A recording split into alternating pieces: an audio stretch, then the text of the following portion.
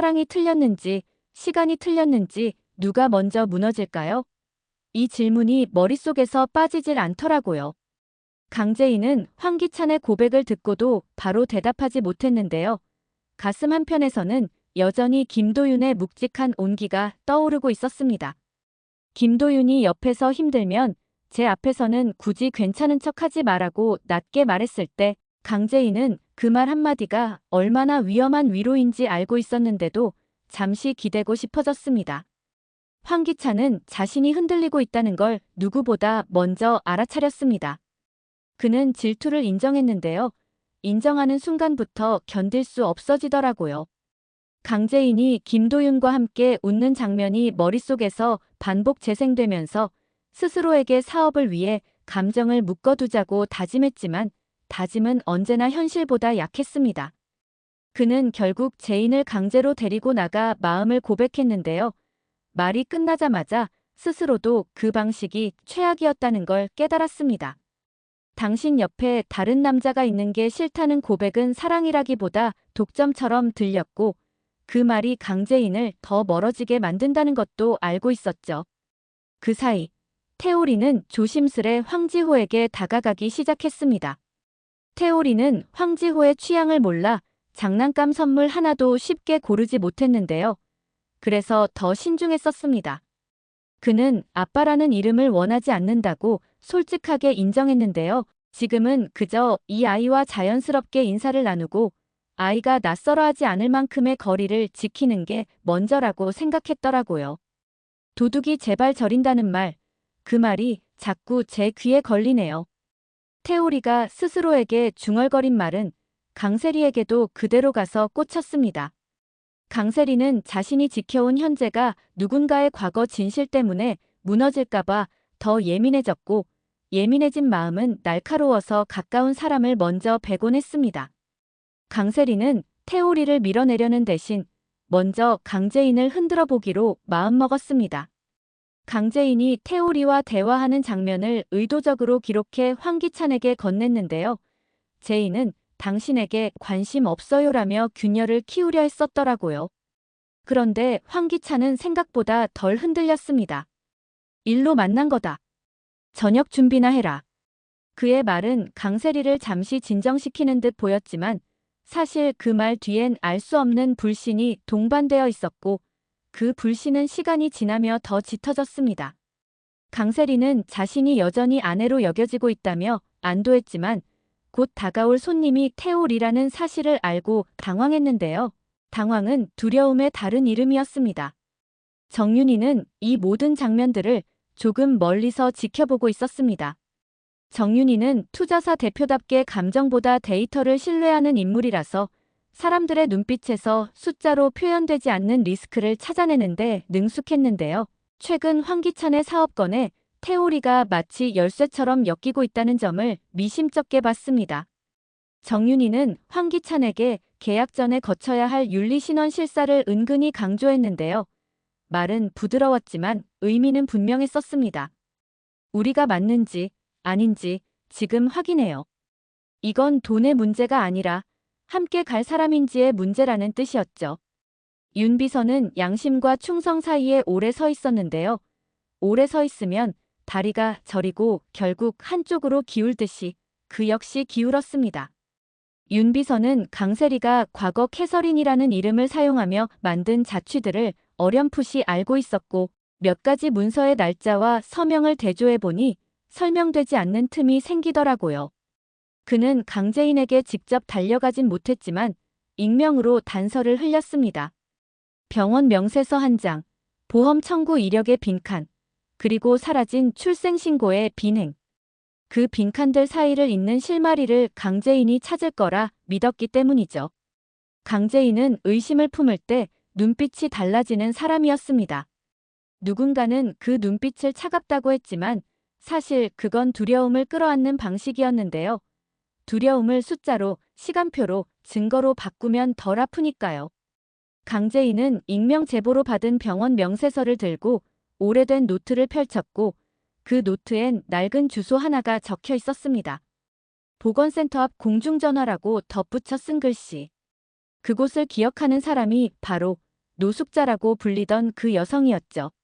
노숙자는 남의 비밀을 먹고 사는 사람이 아니었고, 다만 세상이 소란스러울 때 문을 닫고 앉아있던 오래된 증언의 창고 같은 사람이었습니다. 노숙자는 강재인을 보자 미리 준비해둔 봉투를 내밀었습니다. 이걸 당신이 찾을 줄 알았네. 봉투에는 오래된 진료 기록, 사본과 뜬 모를 메모가 몇 장 들어있었고, 그중 하나엔 캐서린이라는 이름이 연필로 지워졌다가 다시 적힌 흔적이 남아있었습니다. 강재인은 손끝이 떨렸는데요. 떨림의 이유가 분노인지 안쓰러움인지 스스로도 분간이 안 되더라고요. 이걸 어디서? 강재인이 물었을 때 노숙자는 짧게 대답했습니다. 내가 본 건 이름이 바뀌는 순간의 얼굴들이었어. 아기한테는 이름이 하나뿐인데 어른들의 사정이 그 이름을 너무 쉽게 훔쳐가더라고. 그 말은 곧 지금의 강세리를 지탱해온 기둥이 타인에게서 빌려온 이름일 수 있다는 암시였죠. 한편 태오리는 다른 길로 접근을 시도했습니다. 그는 법적 절차를 당장 밟지 않겠다고 스스로 결심했는데요. 아이에게 혼란을 주는 건 어른의 책임 회피라고 생각했기 때문입니다. 대신 황지호가 좋아할 만한 것들을 조용히 기록했습니다. 어떤 책에 오래 멈추는지, 어떤 간식 앞에서 미소가 커지는지, 낯선 어른이 이름을 부를 때 어떤 표정으로 반응하는지. 그런 작은 기록들이 모이면 비로소 아이에게 다가갈 언어가 생긴다고 믿었죠. 그래서 그는 황기찬에게 솔직히 말했습니다. 지금은 아버지 노릇을 하려는 게 아니라 제 실수를 회수하려는 겁니다. 그리고 그 실수는 그 아이에게 들켜선 안 되거든요. 황기찬은 그 말을 들으며 자신이 언제부터 아버지라는 단어를 정치적으로 사용해 왔는지 깨닫고 말았는데요. 깨달음은 언제나 사람을 조용히 아프게 했습니다. 정윤희는 실사 과정에서 태오리의 과거 분쟁 기록 하나를 찾아냈고 그 기록의 말미에 캐서린이라는 이름이 다시 등장하는 걸 보았습니다. 다른 나라, 다른 사업군. 그런데 이상하게도 이름의 사용 방식이 비슷했습니다. 정윤희는 이 퍼즐을 맞추려면 강재인의 시선이 필요하다고 판단했고 조용히 미팅을 제안했습니다. 강재인 씨, 사실을 찾으면 다가 아니라는 거 알아요. 그래도 사실부터 찾아봅시다. 강재인은 고개를 끄덕였는데요. 이 싸움에서 누가 착하고 누가 나쁜지는 중요하지 않았습니다. 중요한 건 아이였고 아이가 어디에 기대어 웃을 수 있는지였죠. 이 즈음 김도윤은 스스로의 마음을 다시 정리했습니다. 그는 강재인을 사랑하지만 사랑을 가로막는 건 강재인의 과거가 아니라 현재의 싸움이라는 걸 받아들였고 그래서 더는 마음으로 압박하지 않겠다고 결심했습니다. 대신 그는 자료를 파고들었는데요. 캐서린의 흔적을 따라가다 보니 놀랍게도 해외의 작은 재단에서 운영하는 장학금 명단에 비슷한 필체의 신청서가 남아 있었습니다. 작성자는 다르다고 되어 있지만 서명체가 묘하게 닮아 있었고 신청서가 제출된 날짜는 강세리가 과거 행방을 감추던 시기와 맞물렸습니다. 김도윤은 그 증거를 정윤희에게 공유하면서도 마지막 장은 강재인이 넘기게 해야 한다고 스스로 선을 그었습니다. 재인 씨가 스스로 결정할 수 있어야 그 다음도 버틸 수 있어요. 첫 번째 심리적 고비는 집안 저녁 자리에서 찾아왔습니다. 황기찬이 정성 들여 초대한 태오리가 식탁에 앉았고 강세리는 형식적인 미소를 띠고 맞았는데요. 말끝마다 가시가 돋더라고요. 여기서는 우리 방식이 있어요. 태오리는 그 가시를 정면으로 받지 않았습니다. 대신 황지호에게 작은 퍼즐을 건네며 시간이 지나면 맞춰지는 것도 있어라고 조심스럽게 웃었습니다. 황지호는 잠깐 고개를 갸웃하더니 퍼즐을 만지작거리며 옆에 앉은 강재인을 올려다봤습니다. 강재인은 그 순간 묘하게 눈시울이 뜨거워졌는데요. 이유는 단순했습니다.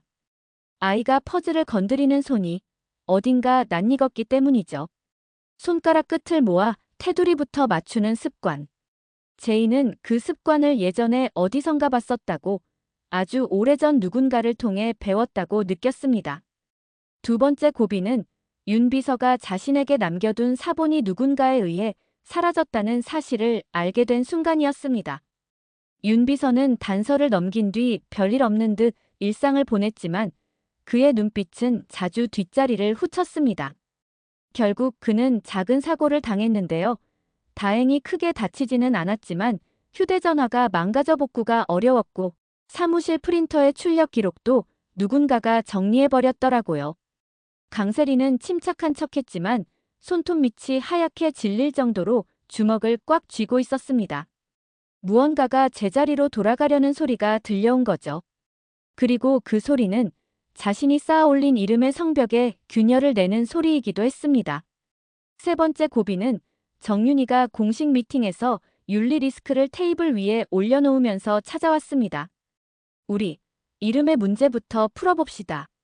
정윤이의 말은 누군가를 공격하려는 투가 아니었고 거래의 전제 조건을 확인하자는 냉정한 제안이었습니다. 황기찬은 처음엔 불쾌했지만 곧 고개를 끄덕였습니다. 사업이 무너지면 가정도 무너진다는 걸 그는 너무 잘 알고 있었거든요. 그런데 기가 막히게도 그 자리에서 태오리가 조용히 한 줄을 덧붙였습니다. 저도 동의합니다. 모두가 고개를 돌렸고 그때 강세리의 표정이 처음으로 빈틈을 보였습니다. 왜 그 얘기를 지금? 세리는 말을 잇지 못했는데요. 불안은 혀끝에서 먼저 굳어버리니까요. 이후 며칠 동안 강재인은 노숙자가 준 봉투의 자료와 정윤이가 제시한 실사 리스트, 그리고 김도윤이 모아둔 재단 기록을 교차 대조했습니다. 빈칸과 빈칸이 선으로 이어질 때 사람의 마음도 자주 선처럼 팽팽해지거든요. 강재인은 선이 끊어질 것 같을 때마다 김도윤에게 전화를 걸어 확인했고 김도윤은 한 칸씩만 갑시다라며 조용히 보폭을 맞췄습니다. 그러면서도 그는 강재인의 감정이 증거에 끌려가지 않도록 자신을 한 걸음 뒤로 물렸습니다. 사랑을 증거보다 앞세우면 둘 다 잃는다는 걸 알고 있었기 때문이죠. 결정적인 클라이맥스는 이름에 관한 단서가 뜻밖의 곳에서 튀어나오면서 시작됐습니다. 오래된 보험 청구서 말미에 담당자의 메모가 흐릿하게 남아있었는데요. 보호자 캐서린 자필 아님이라는 짤막한 기록, 자필이 아니라는 표시, 그리고 그 옆에 남겨진 작은 별표. 강재인은 그 별표가 같은 시기 다른 문서의 표기와 같다는 걸 찾아냈고 그 표기를 사용하던 사람이 병원 행정보조였으며 그 보조가 이후 정윤희의 회사가 후원하는 재단으로 이직했다는 사실에 도달했습니다. 연결고리는 하나의 사람으로 수렴했는데요. 그 사람은 노숙자가 오래전 언급했던 이름이 바뀌는 순간의 얼굴들을 봤다는 바로 그 창구에 서 있던 인물이었습니다. 강재인은 마침내 황기찬과 단둘이 마주 앉아 조용히 말했습니다. 기찬 씨, 지호에게 중요한 건 아버지가 누구냐가 아니라 어떤 어른이 그의 옆에 서느냐예요. 우리가 진짜 아버지인 척하느라 아이를 놓치면 그게 진짜 죄예요. 황기찬은 아무 말도 하지 못했습니다. 그는 처음으로 자신이 아버지라는 단어로 사랑을 설득하려 했다는 사실을 자각했거든요. 설득은 사랑이 아니었고 사랑은 설득을 필요로 하지 않더라고요. 그날 밤 황기찬은 오래된 사진 상자를 뒤져서 황지호와 함께 찍은 첫 사진을 꺼냈고 그 사진을 본 순간에야 비로소 울었습니다. 울음은 질투보다 인간을 겸손하게 만드니까요. 마지막으로 남은 건 강세리의 선택이었습니다. 강세리는 도망칠지, 고백할지, 혹은 또 다른 이름을 빌릴지의 기로에 섰습니다. 그는 태오리를 불러 조용히 말했는데요. 당신도 알잖아. 우리 둘 다 가진 게 없던 때였다는 거. 그때 난 이 아이에게 아무도 떠나지 않는 집을 만들어주고 싶었어. 태오리는 고개를 끄덕이더니 한 박자 쉬고 답했습니다. 그러니까 지금 우리 둘 중 누가 먼저 떠나야 하는지 생각해봐요. 아이가 원하는 건 떠나지 않는 사람이지 옳은 사람만은 아니니까. 그의 대답은 칼날 같지 않았지만 이상하게 더 아팠습니다. 옳음과 사랑이 어긋나는 자리에서 사람은 누구나 아이가 되는 법이니까요. 정윤희는 최종 미팅에서 단호하게 정리했습니다. 실사 결과가 어떻든 우린 원칙대로 갑니다. 다만 아이와 관련된 사안은 법보다 느린 결정을 택하죠. 어른들이 먼저 멈추고 아이가 따라오게 합시다. 윤비서는 그 자리에 앉아 조용히 손을 모았는데요. 그 손 모양이 마치 사과처럼 보였습니다. 그는 결국 필요한 진술을 하겠다고 마음먹었습니다. 진실은 누군가의 용기를 먹고 자라니까요. 그리고 노숙자가 건넨 봉투에서 마지막으로 발견된 작은 사진 한 장. 흐릿한 글씨로 T. H. 리라 적힌 신생아 팔찌가 찍혀 있었는데요. 누가 봐도 오래돼 색이 빠진 사진이었습니다. 강재인은 사진을 들고 한참을 말이 없었고 그 침묵이 방 안의 모든 사람을 조용히 움직이게 만들었습니다. 다음 장에서 무엇을 해야 하는지 모두가 동시에 알게 되었거든요. 이름을 제자리로 돌려놓고 그 다음에야 사랑을 제자리로 돌려놓자고요. 이제 남은 건 한 가지 질문뿐이었습니다. 누가 먼저 자신을 낮추고 아이의 눈높이로 내려갈 용기를 낼 것인지. 황기찬은 질투를 버리고 책임을 택할지, 강세리는 거짓의 끝에서 고백을 선택할지, 태호리는 친부의 권리를 욕심이 아니라 보호로 증명할지, 그리고 강재인과 김도윤은 사랑을 무기로 삼지 않고 증거와 신뢰로 끝까지 버틸 수 있을지요. 정답은 아직 나오지 않았는데요. 그래서 더 궁금해지는 거였습니다. 다음 장에서 이 집의 여왕은 누구의 마음을 집이라고 부를까요? 그리고 그 집은 아이에게도 안전한 집이 될 수 있을까요?